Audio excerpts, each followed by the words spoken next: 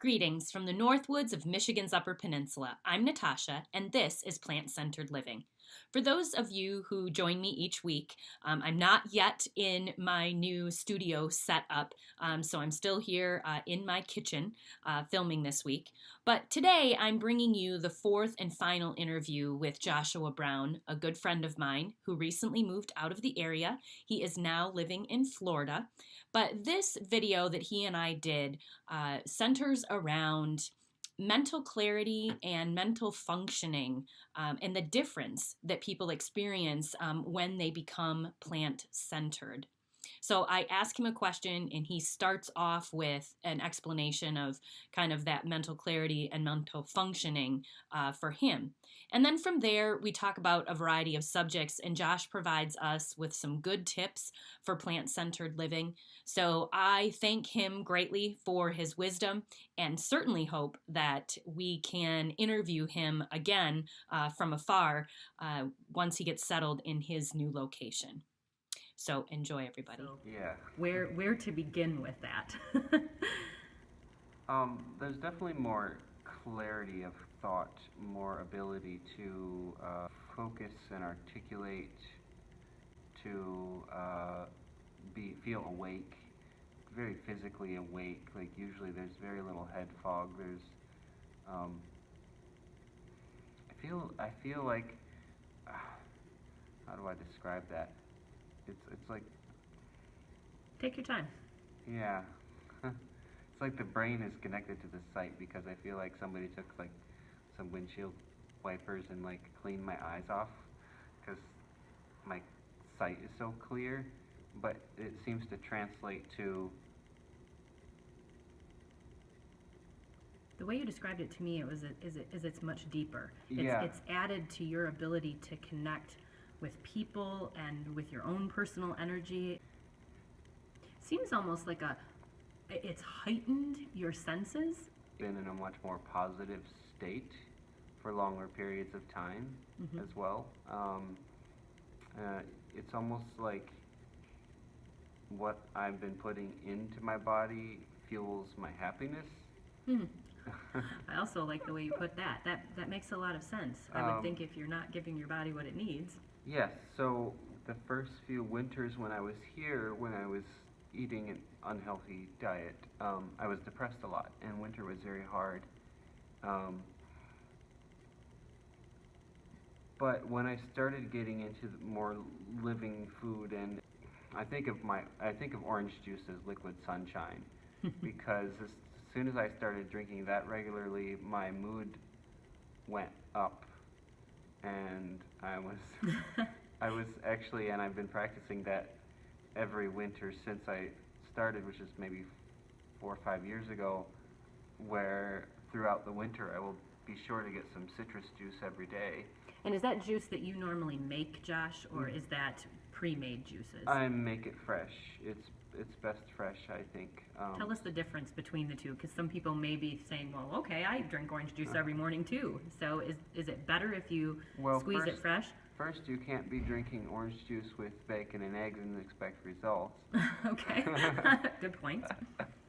I drink it as a whole breakfast or with a smoothie, and I drink up to a quart's worth, which for some people definitely can be difficult at first, especially with things like regulating sugars.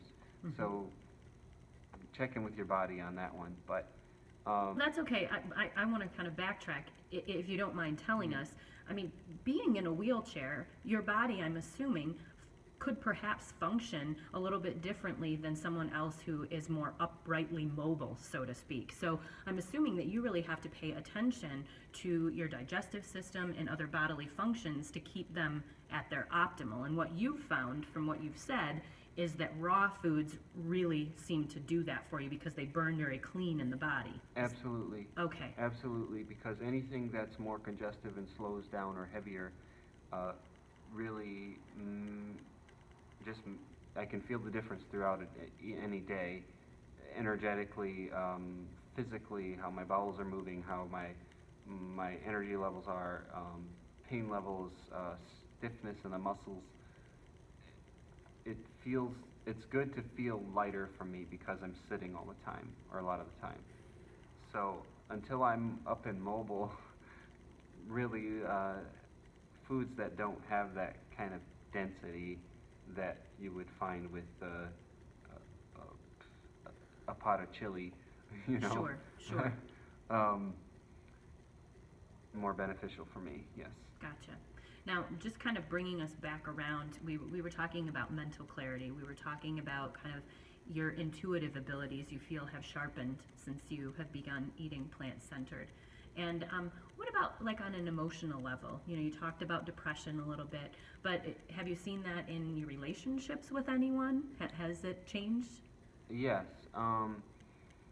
I have some friends I can feel what they're feeling more intensely. I tend to empath everything that people are feeling around me, and it's not like people who aren't on plant-based diets don't feel those kinds of things, but Mm-hmm. for me it's intensified. It's Okay. like I can it's like your heart opens up and you can feel what's going on with people. You can empathize more. And find the same thing with animals as well. Um, It sounds like it has expanded your circle of compassion in some way. yes, yes, it's taught me in a very physical feeling way a bit more compassion, yes. Okay. Great. Is there anything else that you'd like to tell our growing plant centered community for those who are just transitioning? Um, don't be afraid to experiment. Um, Reach out to the people who've been doing this for a while. It will help you a lot.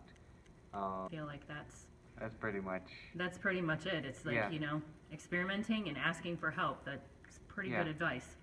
yeah. And one other thing would be to be aware of your emotional and psychological attachments to the food that you're eating. Um, be able to be with your emotions and observe your internal state, because a lot of times when we're transitioning away from something, we're emotionally attached to it.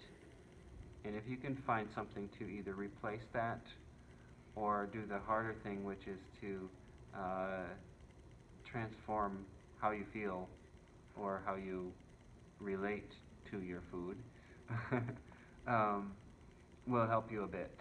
Um, I actually think that that will help people quite a bit. yeah, that's a big subject, but think about how you feel about your food and how you relate to your food, and start asking yourself questions, um, like why do I feel this way? Why do I feel like I need this particular thing, like cheese, for example? A lot of people love their cheese, you know. So um, So, checking in with ourselves and really getting at the root cause, is this just because I really like the way that this tastes?